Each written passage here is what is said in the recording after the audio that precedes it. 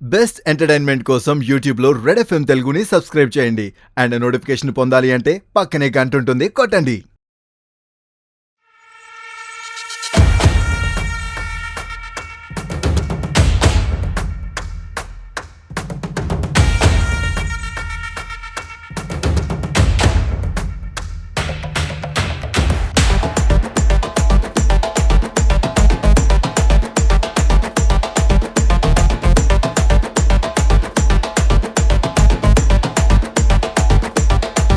Telangana Kumbh Mela Shri Sammakka Saralamma Medaram మహాజాతర Asia ఖండంలోనే అతిపెద్ద గిరిజన జాతరగా పేరొందిన ఈ మేడారం మహాజాతర మొదలయ్యేది ఈ గట్టమ్మ దేవాలయం నుండే.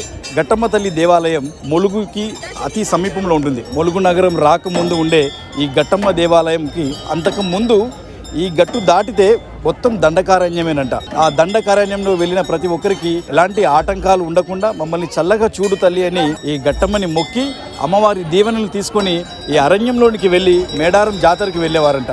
అందుకే ఈ గట్టుని గట్టమ్మ దేవాలయంగా ఈ అమ్మవారిని కొలుస్తారు. అయితే ఈ మేడారం మహాజాతరకు వచ్చే ప్రతి భక్తుడు ముందుగా ఈ గట్టమ్మ దేవాలయంలో అమ్మవారి దీవెనలు తీసుకొని జాతరకు బయలుదేరుతాడు.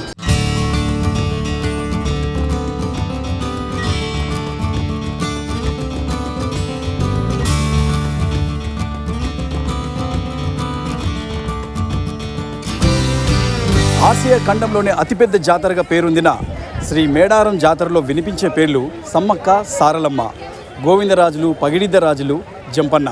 ఇంతకీ వీరందరూ ఎవరో తెలుసుకుందాం. సమ్మక్క భర్త పగిడిద్దరాజు కాకతీయులో వారి యొక్క సామంత రాజుగా ఈ మేడారాన్ని పరిపాలిస్తుండేవాడు. వీరి యొక్క కుమారులే సారలమ్మ, జంపన్న. అయితే కొన్ని సంవత్సరాల పాటు ఈ మేడారాన్ని కరువు తీవ్రంగా వెంబడించింది. కప్పం కట్టలేని పరిస్థితి. అయితే రాజు మాత్రం కప్పం కట్టాలని హెచ్చరికలు పెట్టాడు. అయినా కూడా కప్పం కట్టలేదు పగిడిద్దరాజు. దీంతో కోపగించుకున్నటువంటి రాజు ఈ మేడారం పైన దండెత్తాడు. ఇక చేసేది ఏం లేక ఇక్కడి ప్రజల్ని కాపాడుకోవడం కోసం పగిడిద్దరాజు సమ్మక్క సైన్యం వారికి ఎదురు తిరిగింది. ముందుగా ఈ పోరాటంలో కన్నెపల్లి వద్ద సారలమ్మ మరియు గోవిందరాజులు ప్రాణాలు వదిలారు. ఆ తర్వాత జంపన్న వాగు దాటకుండా జంపన్న ఎంతో శ్రమించి వీరోచిత పోరాటం చేశారు సైన్యంతో. జంపన్న తీవ్ర గాయాలతో వెళ్ళి జంపన్న వాగులో దూకాడు.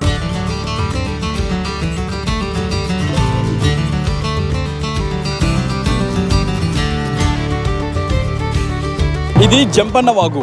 ఒకప్పుడు దీన్ని సంపంగ వాగు అని పిలిచేవారు. శత్రువులతో పోరాడిన జంపన్న వారి చేతుల్లో చనిపోవడం ఇష్టం లేక ఈ వాగులో దూకాడంట. ఈ వాగులో దూకగానే ఈ వాగులో ఉన్న నీరంతా జంపన్న రక్తంతో ఎరుపు రంగు ఎక్కింది. అందుకే ఇప్పటికీ ఆ నీళ్ళన్నీ కూడాను ఎరుపు రంగులో ఉంటాయని విశ్వసిస్తారు భక్తులు. అందుకే ఈ వాగుకి జంపన్న వాగు అని పేరు వచ్చింది. జంపన్న ఎవరో కాదు, జంపన్న స్వయాన సమ్మక్క కొడుకు.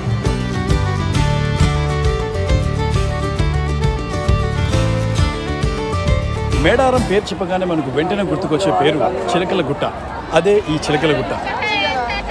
సమ్మక్క తల్లి యుద్ధ రంగంలో వీరోచిత పోరాటం చేసిన తర్వాత శత్రువులతో తీవ్రమైనటువంటి యుద్ధం అనంతరం ఆమె గాయపడింది. రక్తస్రావంతో అమ్మవారు ఇదే గుట్ట మీదకి వచ్చి అదృశ్యమైంది. అమ్మవారిని వెంటనే అనుసరించి వచ్చినటువంటి ఎంతోమంది గిరిజనులకి అమ్మవారు కుంకుమ భరిణి రూపంలో దర్శనమిచ్చింది.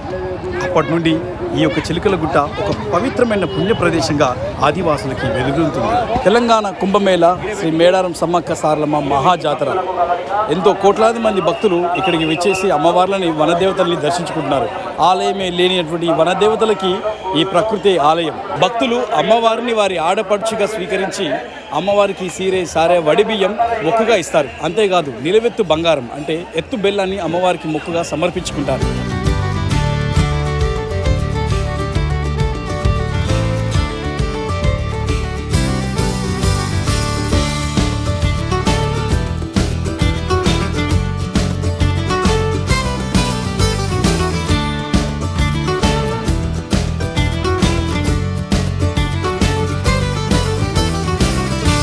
కోరిన కోరికలు తీర్చే బంగారు దేవతలు ఈ వనదేవతలు. అందుకే ప్రతి ఏటా భక్తుల సంఖ్య కోట్లాది సంఖ్యగా పెరుగుతూనే ఉంది.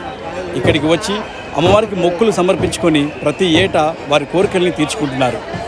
జనం జాతరగా, వనమంతా జాతరగా ఈ మేడారం వర్ధిల్లుతుంది.